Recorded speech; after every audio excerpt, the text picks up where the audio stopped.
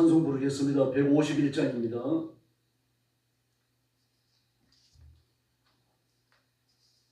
찬송가 151장 부르겠습니다.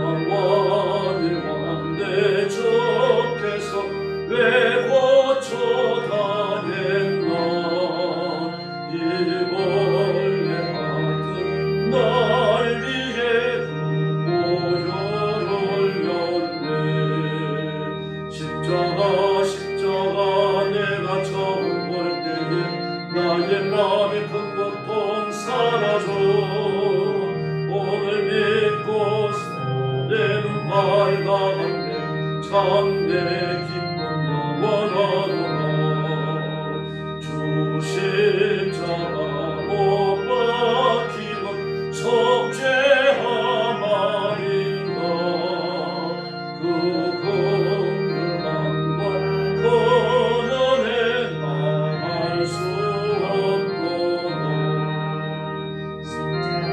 십자가 내가 처음 볼 때에 나의 마음의 큰 고통 사라져 오늘 믿고서 내 눈 밝아간대 참내 기쁨 영원하도다 늘 보려고 꼭 걷어내 다 아플 수 없네 나 주님 몸 바쳐서 주의 십자가 내가 처음 볼 때에 나의 마음의 큰 고통 사라져 오늘 믿고서 내 눈 밝아간대 참내 기쁨 영원하도다 할렐루야 154장 부르겠습니다. 154장입니다.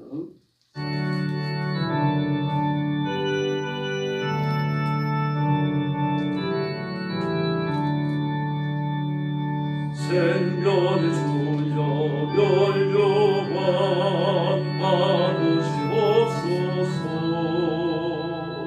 날 위해 서신 가시관이나 귀합니다 저제스가 내 기도를 널 기억하게 하시고 그 십자가에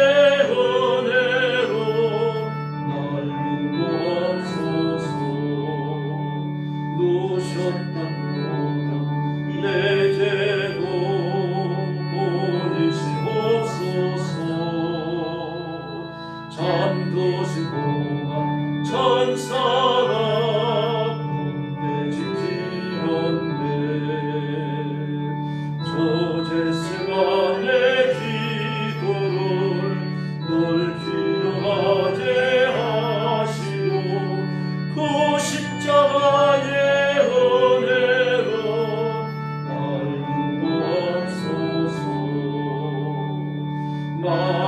마리아처럼 새벽에 춤대로 갑니다 빈부들 내게 더 이상 날 가르치소서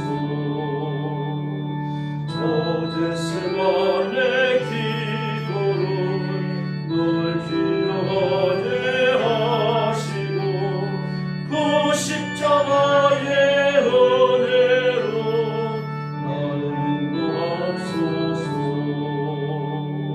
고난의 잔을 나 위에 다 마셨나이다 나 항상 나의 십자가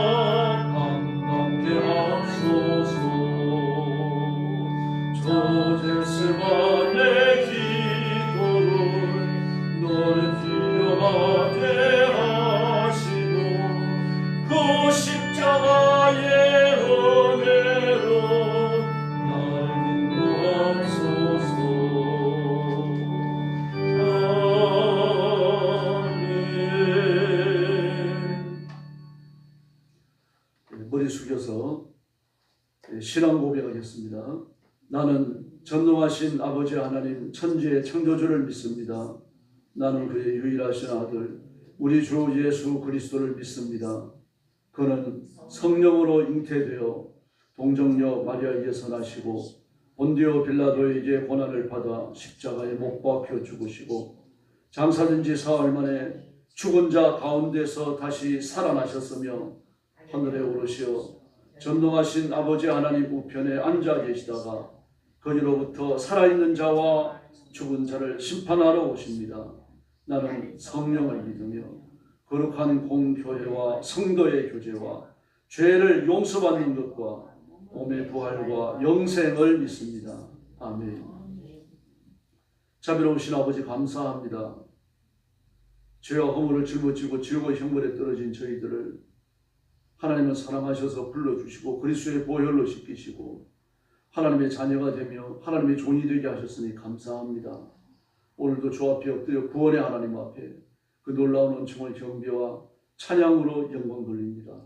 머리 숙인 성도들, 영상으로 예배에 참여하는 성도들을 다 기억하시고 하늘 문을 여시고 하늘에 복을 주시며 겸손하여 말씀 앞에 복종하게 하시고 하나님의 의를 이루는 존귀한 일꾼들 되게 하여 주시옵소서.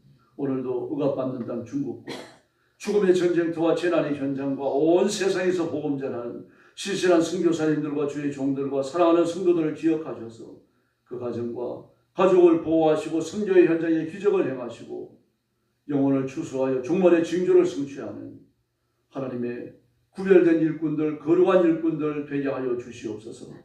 오늘 아침도 저희들이 말씀을 나눕니다. 성령께서 뜨겁게 역사해 주시기 원하오며 예수님의 이름으로 간절히 기도 올리옵나이다. 아멘. 하나님 말씀 공부하겠습니다. 에스겔 4장입니다. 에스겔 4장 말씀 1절부터 제가 먼저 공부합니다.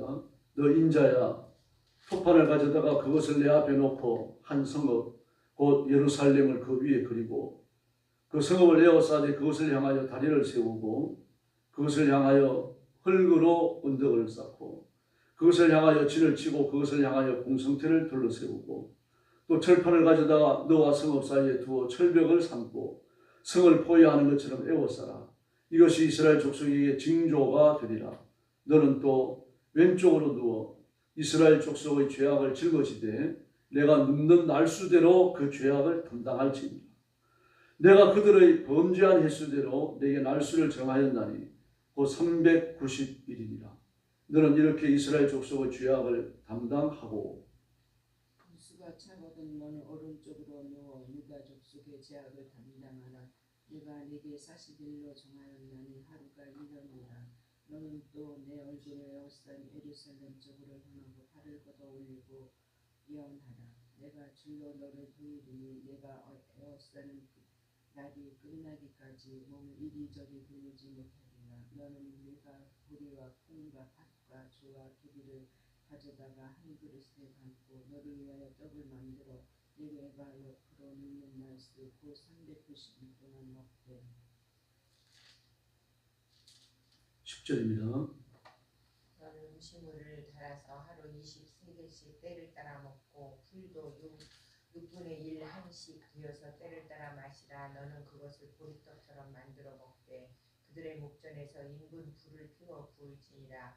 또 여호와께서 이르시되 내가 여러 나라들로 쫓아내어 흩어버릴 이스라엘 자손이 거기서 이같이 부정한 떡을 먹으리라 하시기로 내가 말하되 아하 주 여호와여 나는 영혼을 더럽힌 일이 없습니다이다. 어려서부터 지금까지 스스로 주는 것이나 짐승에게 찍힌 것을 먹지 아니하였고 가져간 고기를 입에 넣지 아니하였나이다.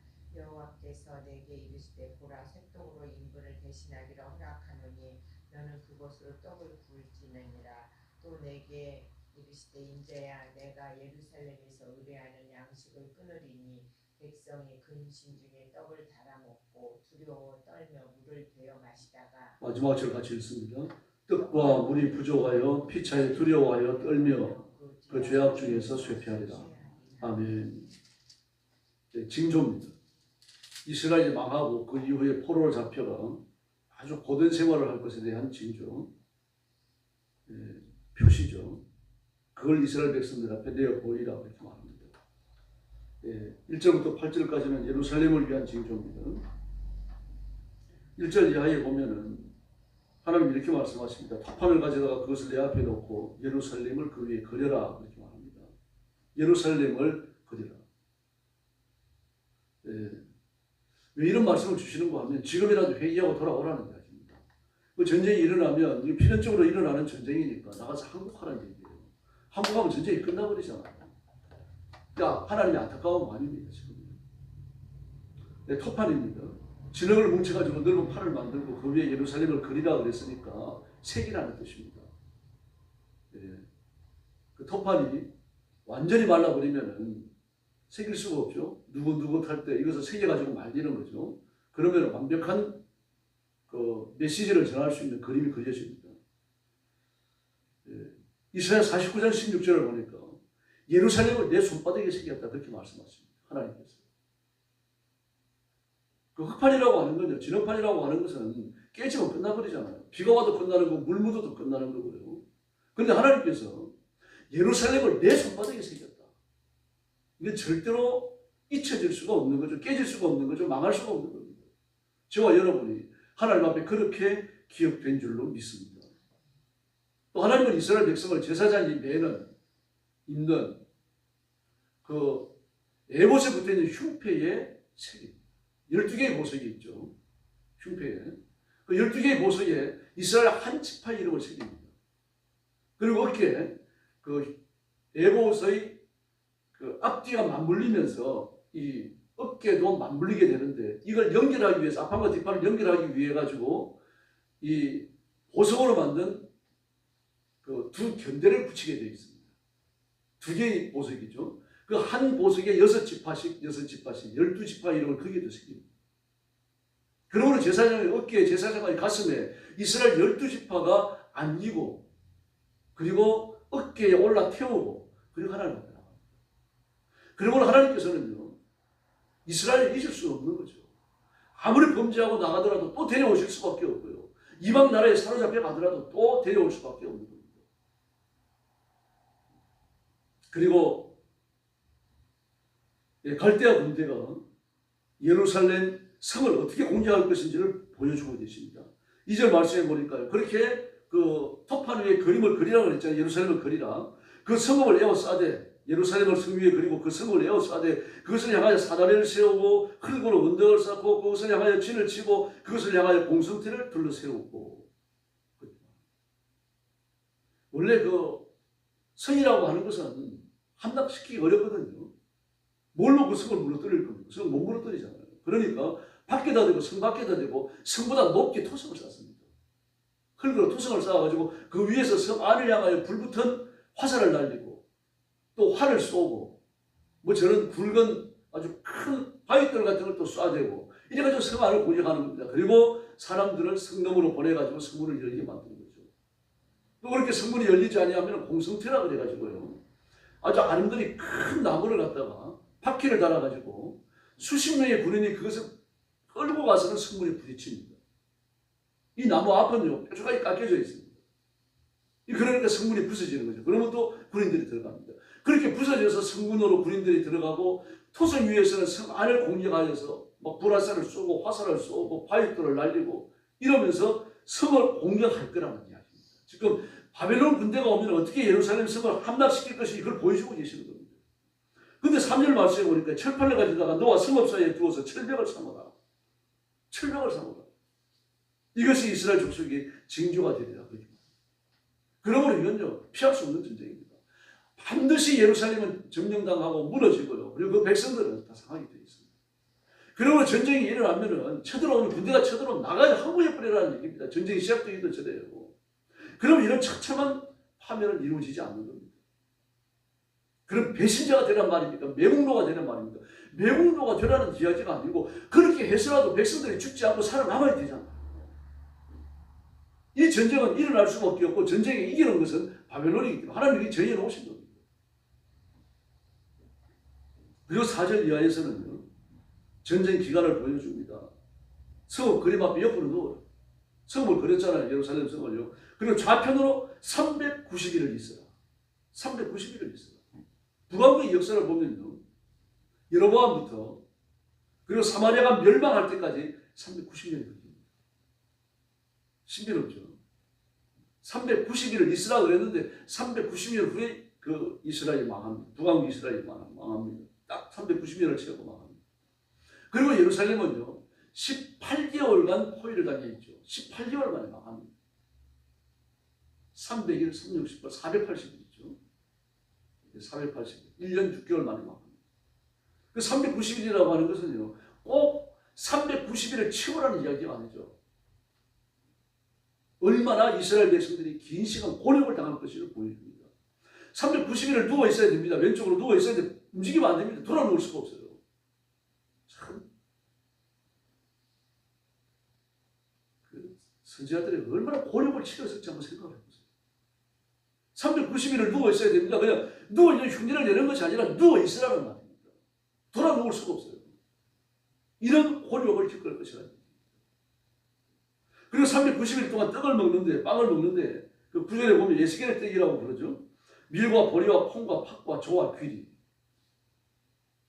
아주 질이 안 좋습니다. 이 당시에는요. 최고의 떡이 뭡니까? 밀떡입니다. 밀가루로 만든 떡이요. 빵이죠. 이 떡이라고 되어 있으면 빵입니다. 이스라엘 사람들은 떡을 안 먹습니다. 떡을 안 만들었어요. 만들 줄은 모릅니다. 그 빵을 만들어 먹었는데 밀빵이 부드럽고 맛있죠. 여기 나오는 밀과 보리와 콩과 팥과 조와 귀리. 중국의 음식이잖아요. 지금은 이게 건강식입니다만 옛날에는 중국의 음식이에요. 배고파가지고 먹을 게 없을 때 이걸 먹는 거죠. 더구나 귀리예요. 밥에 귀리 습격을 밥에 먹어요. 식어놓으면 막 빡빡해져 뿌립니다. 귀리 때문에. 따뜻할 때는 먹는 거지 식어놓으면 못 먹어요. 근데 이걸로 빵을 만들어 놓으니까 말입니다. 그 빵을 먹는데 어떻게 먹습니까? 오늘 성경 말씀에 보니까 20세겔만 먹어야 됩니다. 한 세겔 11.5g입니다. 20세겔이면요. 11.2g이요. 20세겔이면 225g입니다. 빵을 저울에 달아가지고 225g만 먹어야 돼요. 배고파가지고 어떡합니까? 그러니까 전쟁이 일어나가지고 1년 8개월 동안, 1년 6개월 동안, 18개월 동안 포위당해 있는 동안 이렇게 극심한 궁핍을 겪을 거라는 거죠. 옴짝 달싹을 못하는 거죠. 출입을 수 없어요. 바깥에 못 나가는 거죠. 포위당해 있으니까요. 390일을 그냥 포위당해 있는 겁니다. 누워 있는 겁니다. 못 들어가는 거예요. 다음에 돌아 누워가지고 오른쪽으로 돌아 누워가지고 40일을 있어야 됩니다. 이건 뭘 말합니까? 이스라엘 백성들의 죄를 사하는 기간이다. 그렇게 말씀하고 계십니다. 유다의 죄악을 채우는 기간이죠. 갈대아인들은요. 대단히 단호합니다. 오늘 7절하고 8절을 보면요. 또 내 얼굴을 에워싸인 예루살렘 쪽을 향하고 팔을 걷어 올리고 예언하라. 내가 줄로 너를 동일이니 내가 에워싸는 날까지 끝까지 몸을 이리저리 돌리지 못한다. 이 전쟁에서 피할 자가 아무도 없다는 이야기입니다. 뭐 동아줄을 동일하면 꼼짝을 할 수 있습니까? 그런 상태에서 누워있으라. 그러니까 갈대아 사람들이 매우 단호하다는 얘기죠. 아주 포위를 하고서 말입니다. 이스라엘 백성을 달달 들볶을 거라는 얘기입니다. 자, 그 성 안에 가다 놓고 전부 다 죽일 것처럼 그렇게 단호한 전쟁이 일어날 것이라는 얘기입니다.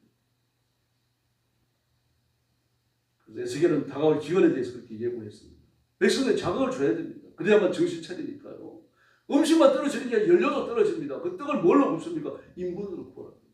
사람 똥을 말려가지고 그걸로 구워 먹어라. 이야, 사람 똥은 마르면 냄새가 날까요? 안 날까요? 지독합니다. 말라도 냄새 나요. 왜 그렇습니까? 사람 똥은 100% 소화되고 나오는 게 아니기 때문에 그래요. 그래서 개들이 사람 똥 먹고 살아가는 거예요. 그 안에 영양가 그득히 들어있어요. 근데 소똥은 어떻습니까? 소는 위가 4개나 되잖아요. 4개를 거치면서 완전히 소화돼 버립니다. 소똥은 냄새가 안 납니다. 완벽히 말라놓으면 그 연료로 쓸 수 있습니다. 그 몽골 쪽에 살고 있는 유목민들은요. 그 짐승똥을 말똥을 말렸다가 연료로 쓰잖아요. 완전히 소화를 시키니까요. 풀을 먹고 완전히 소화를 시키니까 냄새가 안 납니다. 사람도 마찬가지입니다. 완전히 소화되고 난 다음에 나오는 인분은요. 물이 둥둥 뜹니다. 안 가라앉아요. 근데 그렇게 하려고 하면요. 정말 밥을 조금만 먹어야 되겠죠. 열심히 일해야 되고요. 밥을 많이 먹는 사람일수록 별에서 냄새가 많이 납니다. 근데 그걸 말려가지고 구워 먹으라 그러니까 이 선지자들이 기가 막힌 겁니다. 몸을 돌리고 누워있는 건 하겠는데, 뭐 390일, 40일 이렇게 누워있는 건 하겠는데, 꼼짝을 안 하고 390일 누워있는 건 하겠는데, 인분으로 떡 구워 먹으라니까 그건 뭐가 있습니까? 제가 더러운 것들로 제 몸을 더럽힌 일이 없습니다. 그런데 하나님께서 그 소똥으로 구워 먹으라고 감해 주십니다. 이렇게 그 안팎으로 말할 때 견딜 수 없는 곤욕이 이스라엘을 기다리고 있어요. 이스라엘 백성들. 이런 곤욕을 기다립니다. 그러므로 지금 예수님을 선지자는요, 그 2차 전투에 잡혀갔잖아요. 앞으로 남아있는 3차 전투가 이렇게 극심한 곤욕의 과정을 거치면서 일어날 것이라고 하는 것을 그 잡혀간 그곳에서 외치고 있는 겁니다. 그럼 여기서는 유다 땅에서 누가 외칩니까? 예레미야가 외치잖아요. 포로로 잡혀간 바벨론 땅에서 에스겔이 외치고 있죠. 막 쌀라프를 불어요. 그래도 꿈쩍도 안 해요. 이게 하나님 마음의 애가 터지는 거죠. 우리 때때로 위기와 고난을 비교하지 못할 때가 있습니다. 질병이 오고 실패도 하고 실수와 좌절을 옆에 세밀 때가 있어요. 하나님의 사랑을 기억하고 하나님의 은총과 자비를 그 속에서 구해야 됩니다. 아무리 극심한 어려움이라도요, 죽으라고 하는 어려움은 없습니다. 위기와 고난을 통과한 다음에 그리스도인의 신앙은 성숙하게 되어져 있어요. 그러므로 절망이 이기려는 몸부림 속에서 인생을 배우고 믿음이 새로워지고 연단이 되고 삶의 의미를 얻게 되어집니다. 어떤 분들은 그런 생각을 합니다. 나는 일생 동안 인생의 목적을 정해놓고 살아왔는데 내 나이 70, 80이 다 되어지고 죽을 때가 됐는데 인생의 목적이 안 이루어졌다. 그럼 내가 실패한 거 아니냐? 그럼 실패한 거 아닙니다. 인생의 목적을 다 이루고 살아가는 사람은 한 사람도 없습니다. 지구상에서. 목적을 이루기 위해서 애쓰다가 사는 거죠. 목적을 정해놓고 그 목적을 이루기 위해서 달려가다가 보면 다른 일들이 또 이루어집니다. 그리고 그 목적을 이루기 위해 가지고 노력하고 애쓰고 공부하고 막 이러는 동안에 뭐가 이루어집니까? 내가 실력이 늘어나요. 인생이 풍부해집니다. 인생의 목적을 이루지 못했다고 해서 실패한 거 아니에요. 하나님께서 보내갖고 외치는 선지자들의 외침을 이스라엘 백성들이 듣습니까? 안 들어요. 결국은 전쟁이 일어나고 결국은 망하고 결국은 잡혀고 그러고 말잖아요. 그래서 하나님 실패하신 겁니까? 실패한 게 아닙니다. 그런 애터지는 상황, 하나님의 애끓는 마음으로 전한 메시지가 지금까지 남아가지고 이스라엘 백성들뿐만 아니라 온 세계 이방인들을 생명의 길로 인도하고 있지 않습니까? 놀라운 역사를 기억하셔야 됩니다.